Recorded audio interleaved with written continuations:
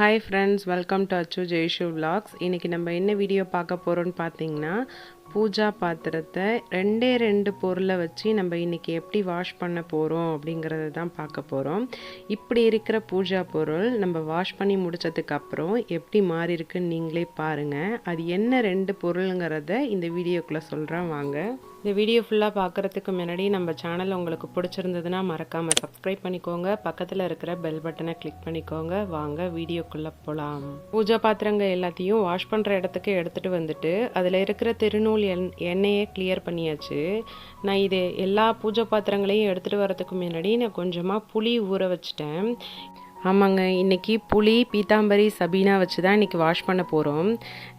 ஏன்னா நான் எல்லா விதமாகவும் நான் ட்ரை பண்ணி பார்த்தாச்சு. கடைசியில் அது 2-3 டேஸ்லேயே என்ன ஆகுதுன்னா கருத்து போன மாதிரி ஆகிடுது. பழைய படிக்கை நம்ம புளி, சபீனா வச்சே வாஷ் பண்ணலாம் அப்படின்னு சொல்லிட்டு இன்றைக்கி வந்தாச்சு. ஏன்னா அது தாங்க நமக்கு 1 வீக்கில் 2 வீக்கில் 3 வீக்ஸ் ஆனால் கூடவே பளிச்சுன்னு தான் இருக்குது. நம்ம வேறு எது வச்சு நம்ம வாஷ் பண்ணாலுமே கொஞ்ச நாள்லேயே அது கருத்து போயிடுது. சபீனா வச்சு வாஷ் பண்ணியிருக்கேன். பீத்தாம்பரி வச்சு இதான் ஃபஸ்ட் டைம் வாஷ் பண்ணலாம் அப்படின்னு சொல்லிட்டு வாஷ் பண்ணியிருந்தேன். எனக்கு அதில் சாட்டிஸ்ஃபேக்ஷனே இல்லைங்க. அது ஒரு மாதிரி பிங்கிஷாக உள்ளவே அதோட பவுடர் அந்த பாத்திரத்துலேயே ஒட்டிகிட்டு இருக்க மாதிரி ஒரு ஃபீலிங் இருந்துச்சு. எனக்கு அது ஒரு மாதிரி பிசுப்பாகவே இருந்த மாதிரி இருந்தது. நமக்கு சபீனா வச்சு வாஷ் பண்ணும் போது நல்லா பாத்திரம் நல்லா சூப்பராக இருக்கிற மாதிரி இருக்கும். இது என்னென்னா எனக்கு அதோட சாயமும் அதில் ஒட்டியிருக்க மாதிரி இருந்துச்சு. அதனால் சரின்னு சொல்லிட்டு நான் சபீனாவையும் அதோடய மிக்ஸ் பண்ணிட்டு தான் இன்றைக்கி வாஷ் பண்ணியிருந்தேன். சூப்பராகவே இருந்துச்சு. ஃபஸ்ட்டு புளியை எல்லா பாத்திரத்துலேயும் நம்ம தேய்ச்சி விட்டுறலாம். அந்த புளியை தேய்க்கும் போதே நமக்கு பாத்திரம் எல்லாமே எவ்வளோ சூப்பராக பளிச்சுன்னு ஆகிடுது பாருங்கள். சும்மாவா சொன்னாங்க, அந்த காலத்தில் பாட்டிகள் அம்மாக்கள்லாம் நமக்கு என்ன பண்ணுவாங்க, புளி வச்சு தான் தேய்ப்பாங்க இல்லையா. நம்ம இப்போ தான் லிக்விட் வருது, பவுட்ரு வருது அப்படின்னு சொல்லிட்டு நம்ம என்னென்னத்தையோ போட்டு நம்ம வாஷ் பண்ணுறோங்கிற பேரில் அந்த இருக்கிற எல்லா பாத்திரத்தையும் நம்ம வீணடிச்சிடுறோம். இப்போ அந்த புளியை தேய்க்கும் போதே உங்களுக்கு டிஃப்ரென்ஸ் தெரியும். புளி தேய்க்கிறதுக்கு முன்னாடி பாத்திரம் எப்படி இருந்தது, புளி தேய்ச்சதுக்கு அப்புறம் பாத்திரம் எப்படி இருக்குது அப்படின்ட்டு பாருங்கள். இப்போ நம்ம நார்மலாக சபீனாவை தேய்ச்சாலே நமக்கு சூப்பராக பளிச்சுன்னு ஆகிடும். இதை வாஷ் பண்ணுறதுக்கு ஃபஸ்ட்டு டேப் வாட்ரு யூஸ் பண்ணி வாஷ் பண்ணிவிடுங்க. செகண்ட் டைம் நம்ம குடிக்கிற தண்ணி இருக்குது பார்த்தீங்களா, சில வீட்டில் உப்பு தண்ணியாக இருக்கலாம். உப்பு தண்ணியில் வாஷ் பண்ணும்போது என்னாகும்னா அது சீக்கிரமாக கருக்கிறதுக்கு சான்ஸ் இருக்குது. அதனால குடிக்கிற தண்ணியில் ஒரு டைம் வாஷ் பண்ணி எடுத்து வச்சிட்டிங்கன்னா சூப்பராக பளிச்சுன்னு இருக்கும்.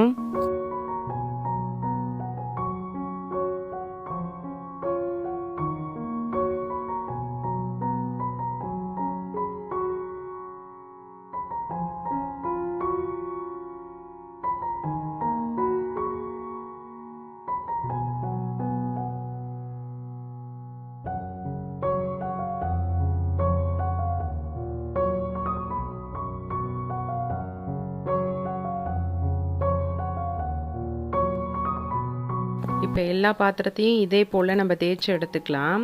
இப்போ தேய்ச்சி எடுத்தாச்சு. இப்போ நல்லா வாஷ் பண்ணிவிட்டு எப்படி இருக்குன்னு நான் உங்களுக்கு காட்டுறேன், நீங்களே பாருங்கள்.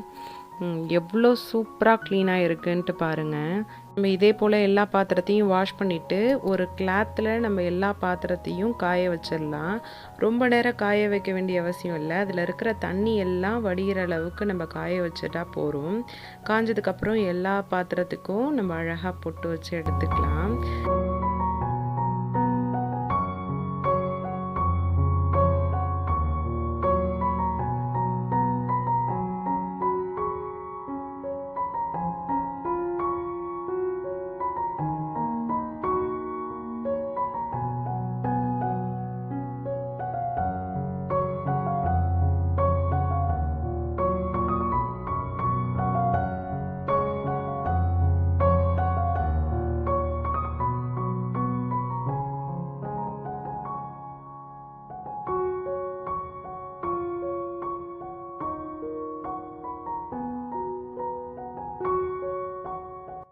நீங்கள் எந்த மாதிரி மெத்தடில் பூஜா பொருட்களை வாஷ் பண்ணி எடுப்பீங்க, அது எவ்வளோ நாள் வரைக்கும் கருக்காமல் இருக்கும் அப்படிங்கிறத எனக்கு கமெண்டில் சொல்லுங்கள்.